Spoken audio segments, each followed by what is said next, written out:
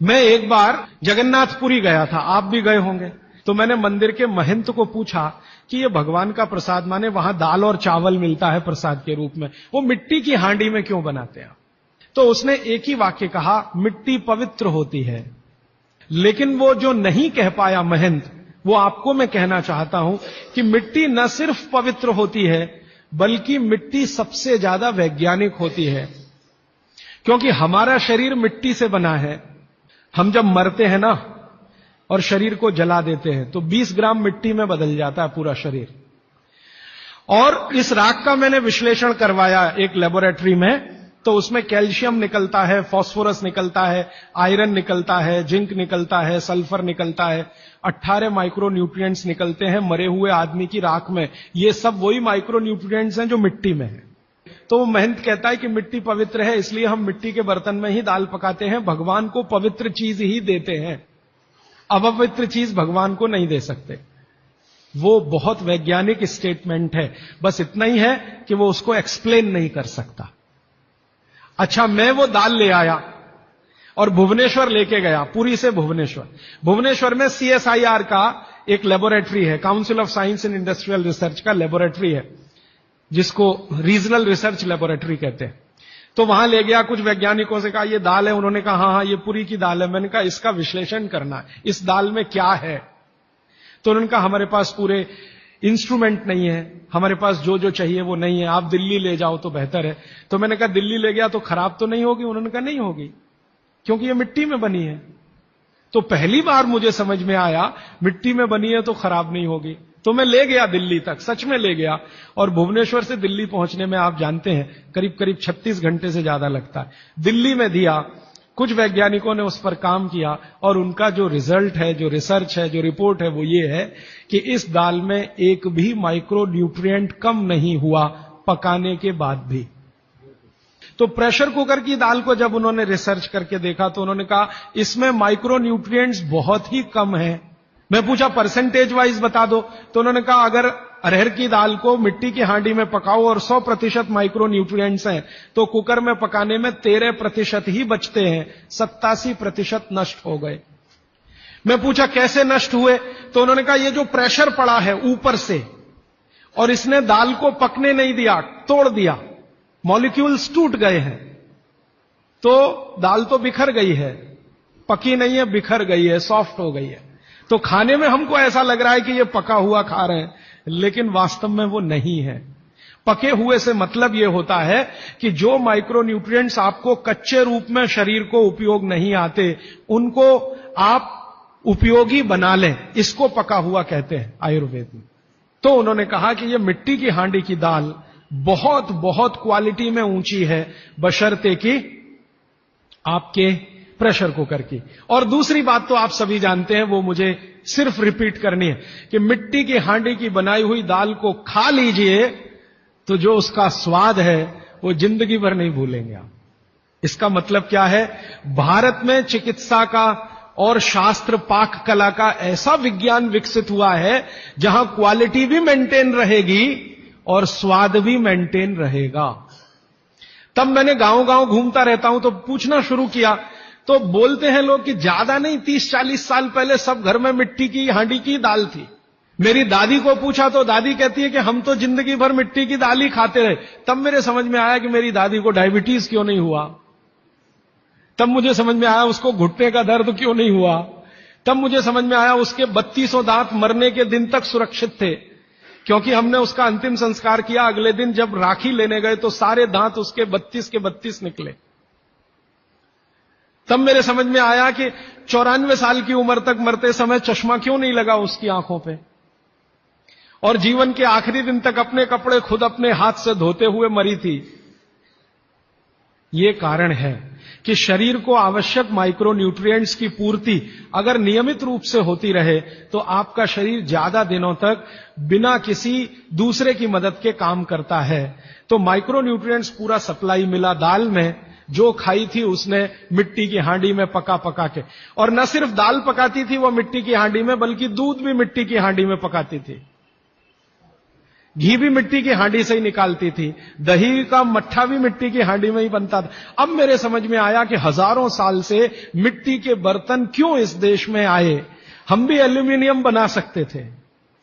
हिंदुस्तान में बॉक्साइट के खजाने भरे पड़े हैं।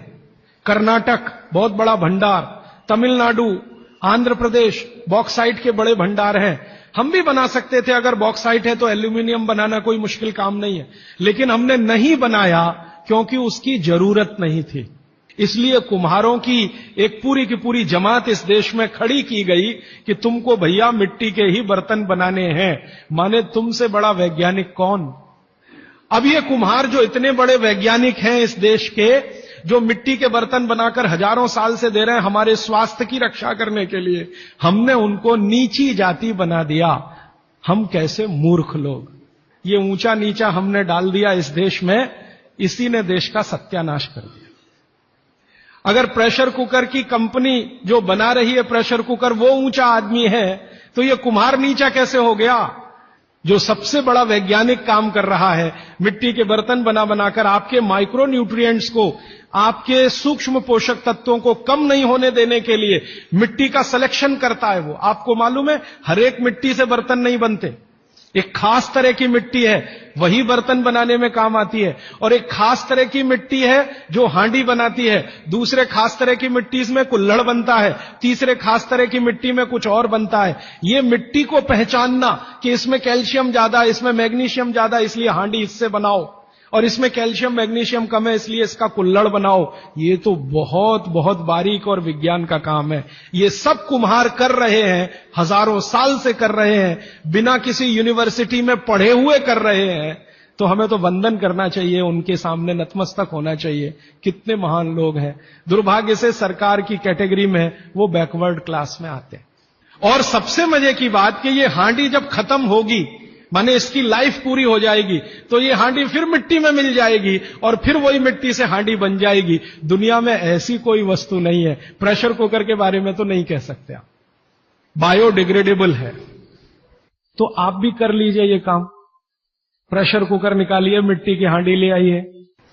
तो आप कहेंगे जी दाल देर में पकेगी, सिद्धांत ही वही है दाल का, तो जो देर में खेत में पकी है वो देर में घर में भी पकेगी। आप कहें जी मिट्टी की हांडी के बाद अगर कोई चीज है, तो हमारे यहां एक मेटल बनता है जिसको आप लोग कहते हैं एलॉय है, कांसा। तीसरा सबसे अच्छा माना जाता है पीतल। अब ये कांसे और पीतल में भी हमने काम कर लिया कि अरहर की दाल को कांसे के बर्तन में पकाएं तो उसके सिर्फ 3% माइक्रो न्यूट्रिएंट कम होते हैं, 97% मेंटेन रहते हैं। पीतल के भगोने में पकाएं तो 7% कम होते हैं, 93% बचे रहते हैं। लेकिन प्रेशर कुकर में बनाएं तो सिर्फ 7% बचते हैं, बाकी खत्म होते हैं। अब आप तय कर लीजिए, आपको लाइफ में क्वालिटी चाहिए तो आपको मिट्टी की हांडी की तरफ ही जाना पड़ेगा। माने भारत की तरफ वापस लौटना पड़ेगा, इंडिया से। अभी हम हैं इंडिया में, जो बनाया अंग्रेजों ने या बना दिया अमरीकियों ने। इस इंडिया से निकल के भारत की यात्रा करनी पड़ेगी।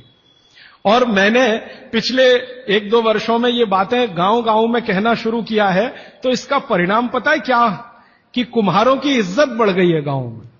और मैं मानता हूं कि मेरे व्याख्यान की अगर कोई सार्थकता है तो वो ये कि कुम्हारों की इज्जत इतनी बढ़ जाए कि वो पंडितों के बराबर आ जाएं, क्योंकि वो किसी से नीचे नहीं है, क्योंकि वो किसी से छोटे नहीं है। और मजे की बात कि वो हांडी बना के आपको 20-25 रुपए में ही दे रहे हैं, प्रेशर कुकर तो 250-300 रुपए का है। मैं होम्योपैथी की भी चिकित्सा करता हूं, तो बहुत सारे पेशेंट मुझे फोन करते हैं, राजीव भाई ये। तो मैंने कुछ पेशेंट को खास कर कहा कि देखो भैया, आपको मैं कोई दवा नहीं दूंगा। तो कहने लगे फिर बीमारी कैसे ठीक होगी। मैंने कहा एक ही काम करो, मिट्टी की दाल खाना शुरू करो, मिट्टी की हांडी में रखी हुई दाल खाना शुरू करो। चावल खाना है तो मिट्टी की हांडी का। कहने लगे राजीव भाई कौन करेगा ये सब। मैंने कहा आपकी बीवी करेगी या आप करोगे। अगर जिंदगी चाहिए तो झक मार के आप करोगे, नहीं तो अमेरिका जाओ, कनाडा जाओ, जर्मनी जाओ, लाखों रुपए खर्च करो, फिर भी झक मार के वापस आओ। तो मेरे पास कुछ डायबिटीज के क्रोनिक पेशेंट हैं, बहुत क्रोनिक, जिनका शुगर यूनिट 480 के ऊपर है। ऐसे 100 से ज्यादा पेशेंट, वो 8 से 9 महीना हो गया नियमित रूप से मिट्टी की दाल और मिट्टी का चावल, माने हांडी की दाल और हांडी का चावल, हांडी की खिचड़ी नियमित रूप से खा रहे हैं। और अब तो उन्होंने मिट्टी का तवा भी ले आया अपने घर में रोटी बनाने के लिए।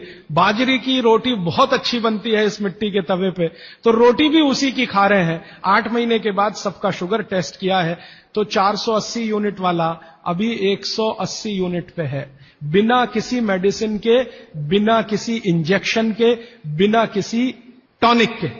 और होम्योपैथी की कोई दवा नहीं दी मैंने उनको। कुछ लोगों को ज्यादा परेशान थे, दवा भी दो, उनको प्लेसिबो दे दिया। प्लेसिबो समझते हैं, खाली गोली, दवा नहीं डाली। तो पेशेंट को लग रहा है कि मैं दवा खा रहा हूं, दवा खा के अच्छा हो रहा हूं। मुझे मालूम है कि वो कोई दवा नहीं है, वो प्लेसिबो है, वो अच्छा हो रहा है उस मिट्टी की दाल खा के, मिट्टी का चावल खा के, मिट्टी की खिचड़ी खा के। रिजल्ट ये है। तब मैंने मान लिया कि बाघभट्ट सच में महान आदमी थे। ये एक सूत्र पूरा होता है, 8:30 का समय हो गया है। आगे कल दूसरा सूत्र, तीसरा, ऐसे कर करके जो सबसे जरूरी 15 है वो पहले बताऊंगा और उसके आगे बढ़ता जाऊंगा। आभार, धन्यवाद।